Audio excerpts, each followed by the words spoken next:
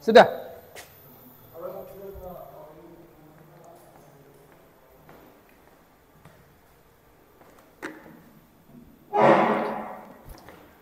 Baik, kita mulai. Assalamualaikum warahmatullahi wabarakatuh.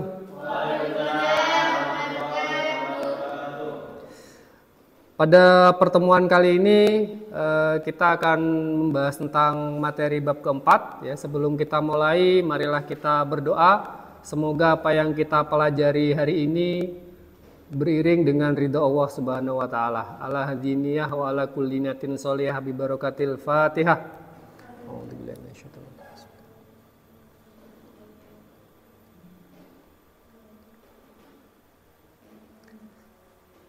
Ya, terima kasih.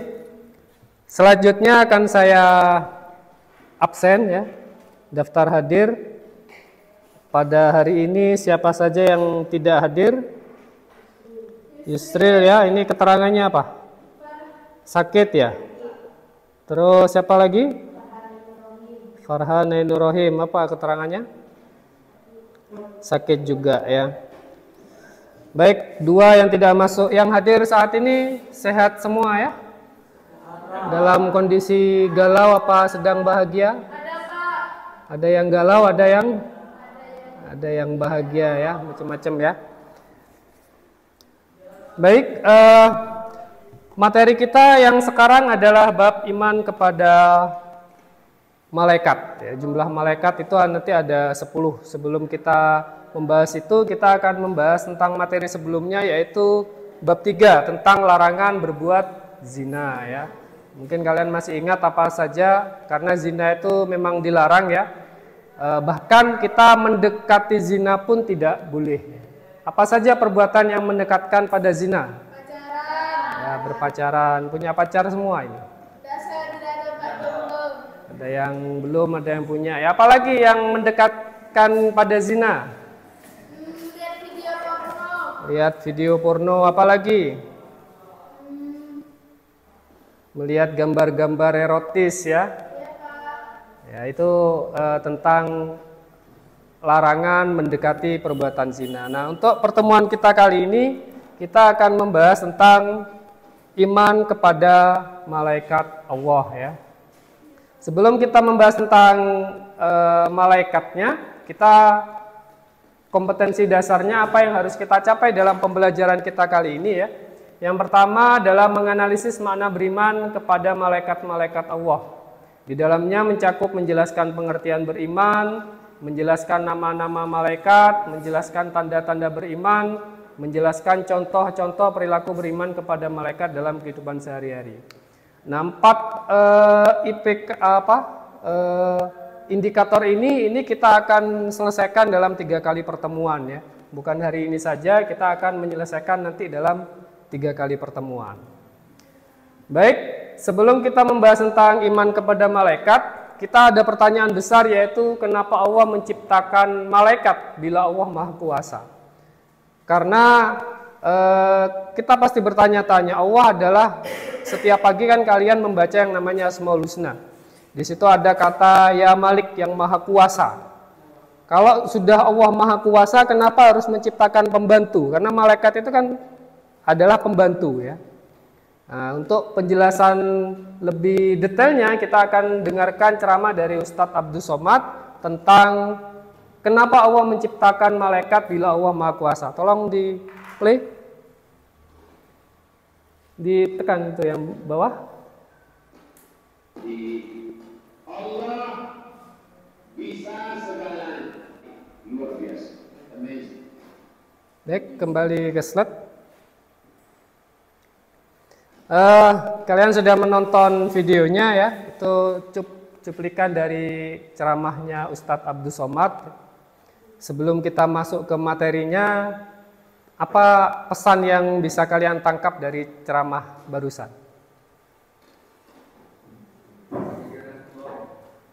Jangan jadi orang sombong ya. Ada lagi?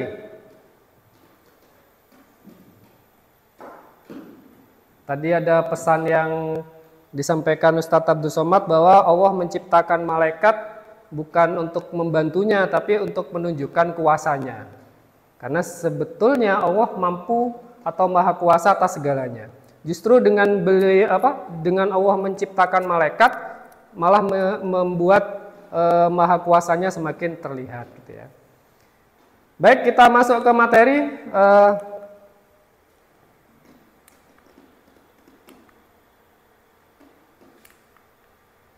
Ya, ini adalah peta konsepnya. Kita akan membahas tentang keimanan kepada malaikat, kemudian ada penghayatan, ini adalah K4 ya. Kita akan bahas nanti. Ya, pengertian iman kepada malaikat. Siapa yang tahu malaikat itu apa? Ada yang pernah kelihatan malaikat? Tidak, Pak. Ada yang percaya dengan adanya malaikat?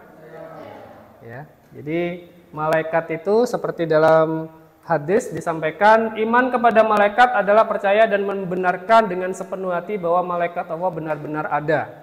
Jadi malaikat itu termasuk makhluk gaib ya, yang tidak bisa terlihat kasat mata. Ada selain malaikat juga ada makhluk gaib seperti apa? Jin, kemudian setan ya.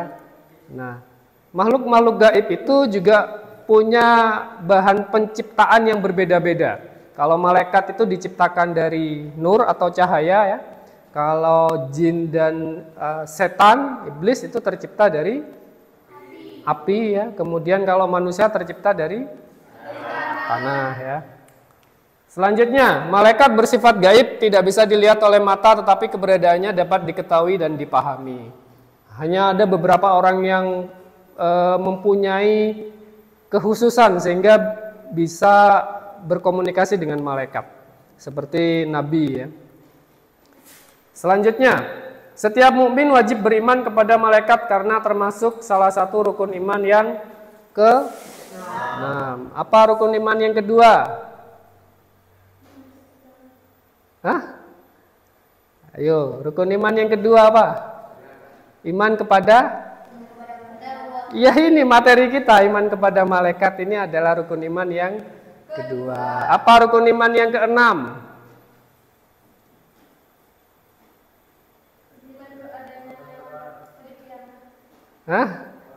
Qadha dan qadar ya.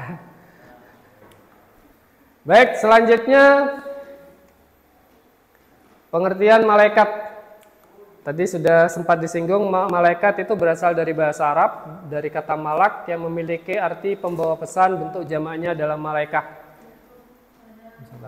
Malaikat diyakini sebagai makhluk surgawi diciptakan dari cahaya oleh Allah. Hal ini disebutkan dalam sebuah hadis, diriwayatkan oleh Muslim ya. Ini adalah hadisnya dari Aisyah. Rasulullah SAW bersabda, malaikat diciptakan dari cahaya, jin diciptakan dari nyala api, dan Adam diciptakan dari apa yang telah diterangkan kepada kalian. Artinya diciptakan dari tanah ya. Selanjutnya, pengertian iman kepada malaikat. Ini sudah ya tadi diulang. Baik, ini adalah nama dan tugas malaikat, jumlahnya ada 10 yang wajib kita percayai ya, beserta dengan tugas-tugasnya. Ada malaikat Jibril itu apa? Menyampaikan wahyu. Mikail, membagi rezeki. Israfil, Meniup sangkakala. apa sangkakala itu? Terompet apa? Terompet, bukan terompet ulang tahun ini ya. Israel itu menjemput kematian atau malaikat pencabut nyawa. Mungkar dan Nakir itu memberikan pertanyaan di kuburan ya. Raqib Atid mencatat amal kita baik dan buruk. Kemudian Malik penjaga pintu neraka, malaikat Ridwan penjaga pintu surga. Kita akan membahas tentang tugasnya. Di sini dijelaskan lebih detail ya, berdasarkan dengan dalil-dalilnya. Ada malaikat Jibril dengan tugasnya yaitu menyampaikan wahyu.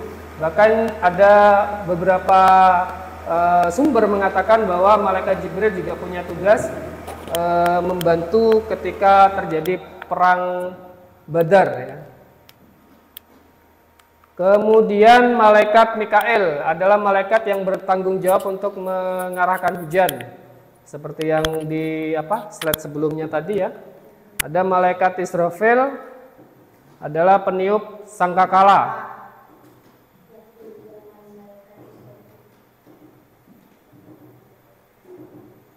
Ini akan terjadi pada hari kiamat nanti ya. Kemudian malaikat Israel itu malaikat pencabut nyawa. Ada dari diambil dari surat As-Sajdah. Malaikat maut yang diserahkan untuk mencabut nyawa akan mematikanmu, kemudian hanya kepada Tuhanmu lah kamu akan dikembalikan. Nama malaikatnya adalah malaikat Israel. Selanjutnya malaikat Mungkar dan Nakir. Ini dua malaikat yang tugasnya sama, yaitu menanyai di alam barzah atau di alam kubur nanti dengan pertanyaan-pertanyaan siapa Tuhanmu, siapa nabimu, seperti itu ya. Saya yakin kalian waktu SD sudah hafal dengan pertanyaan-pertanyaan itu ya.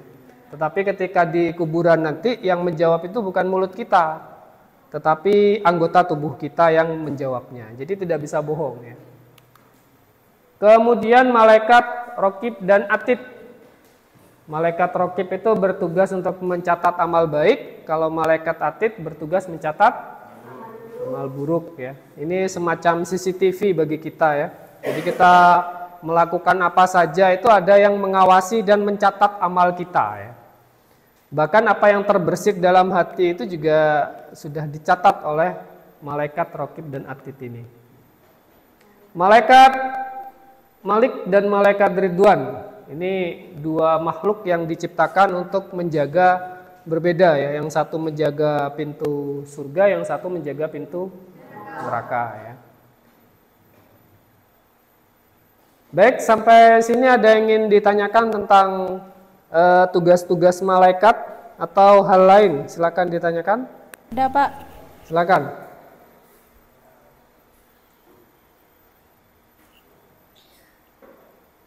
Tugas malaikat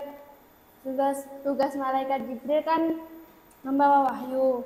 Nah, Ya. sekarang kan malaikat terakhir sudah tidak ada, Pak. Nah, terus sekarang tugas malaikat Jibril itu apa? Ya, terima kasih, pertanyaan bagus ya. Jadi kita kembali ke malaikat Jibril, ini adalah tugas-tugasnya ya. Ya, tugas malaikat Jibril itu hanya menyampaikan wahyu, terutama kepada Nabi Muhammad ya. Karena Nabi Muhammad sudah tidak ada sebagai nabi terakhir ya, maka tugas untuk menyampaikan wahyunya itu sudah selesai atau pensiun. Lalu apa tugas malaikat Jibril sekarang? Apa nganggur? Apa pensiun ya? Ternyata tidak. Dalam sebuah literasi ya, referensi yang saya baca bahwa malaikat Jibril ini setiap tahun itu memimpin para malaikat untuk turun ke bumi, terutama pada malam Lailatul Qadar. Jadi setiap tahun para malaikat turun ke bumi untuk para malaikat di situ. Tuh, ada lagi yang ingin ditanyakan atau disampaikan, silakan. Halo, Pak. Ya, silakan. Jumlah malaikat yang wajib kita ketahui kan ada 10 ya, Pak. Nah, Ya. apakah jumlah nabi itu cuma ada 10 atau lebih, Pak? Ya, jumlah malaikat yang kita wajib percayai ya. Nah, ini jumlahnya ada 10. Kira-kira malaikat itu jumlahnya hanya 10 ini atau lebih? Sama dengan nabi dan rasul. Nabi itu jumlahnya yang wajib kita imani hanya 25. Mulai dari Nabi Adam sampai terakhir Nabi Muhammad SAW. Di luar itu apa ada nabi? Ada, banyak. Tetapi tidak tertulis dan yang wajib kita imani ya hanya 25 itu, termasuk malaikat ini. Seperti halnya pada malaikat Malik, penjaga pintu neraka. Dalam satu referensi saya baca bahwa malaikat Malik ini juga dibantu oleh beberapa pembantu. Kan neraka itu terbagi menjadi banyak ya, pintu gitu ya. Itu ada malaikat yang menjaga neraka jahanam, neraka wel, neraka ini. Itu ada penjaganya, masing-masing ada namanya juga. Cuman yang wajib kita imani ya hanya 10 ini saja. Jumlahnya banyak ya.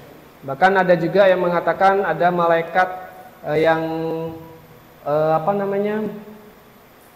karena malaikat itu tugasnya ya sesuai dengan ininya, sesuai dengan penciptaannya. Kalau malaikat itu tercipta hanya menyampaikan wahyu, ya menyampaikan wahyu. Mencabut nyawa, ya tugasnya hanya mencabut nyawa. Jadi yang wajib kita imani hanya 10, tapi jumlahnya lebih dari ini pastinya ya. Itu. Ada lagi? Silakan.